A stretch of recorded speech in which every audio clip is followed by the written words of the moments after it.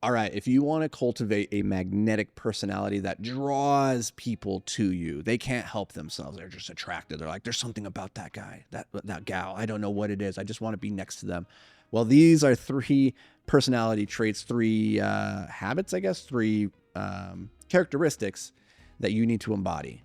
And I say this not as a person who necessarily embodies these, but I'm using this as what I've observed in the most magnetic people I've been around, or the characteristics that I've noticed from reading books about the most magnetic people. These are three that I think we can all work on to increase our attractiveness, not just to the opposite sex or the same sex or whatever, but just to the world at large, to draw them near to you, like iron fillings to a magnet.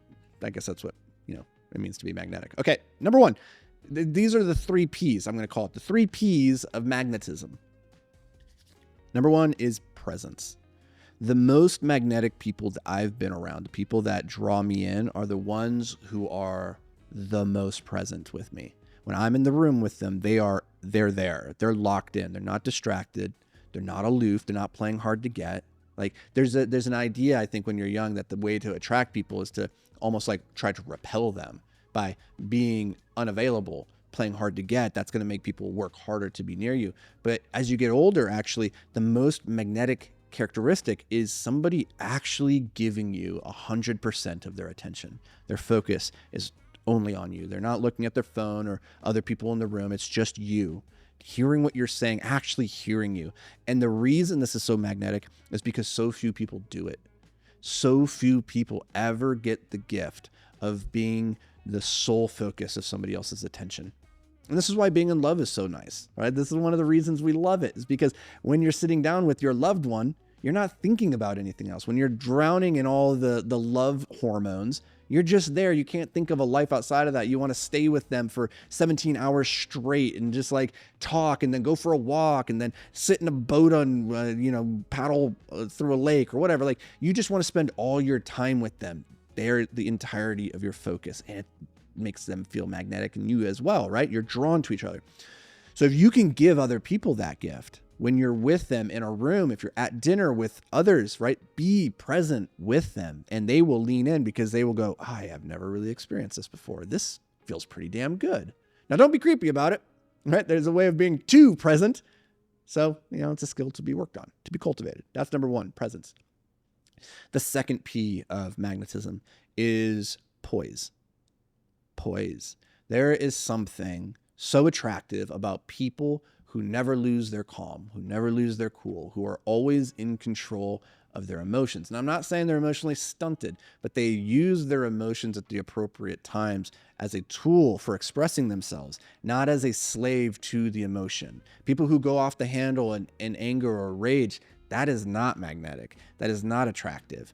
But people who can be calm in the face of chaos, who remain poised in the midst of a maelstrom, there's something that just draws people near to that calm and certainty. Because who do you want to be around? Do you want to be around somebody who's chaotic in every single moment and you never know what you're going to get from them? Or somebody who's rock solid and you know that whether it's just hanging out watching TV, they're cool, calm, and collected, or if shit's the fan, they're going to be cool, calm, and collected, and that you can trust, you can rely on them. Just think about how attractive that is, how magnetizing that is to want to be around. So you can be that person. This is one of the most important traits that we tried to cultivate in our competition rock climbers when we were, coaching national athletes and Olympic athletes, is how to remain poised when you're on the wall in the midst of the stress that you have from being, dozens of feet off the ground, if not hundreds of feet, and you're in front of all these people and you can't make an error.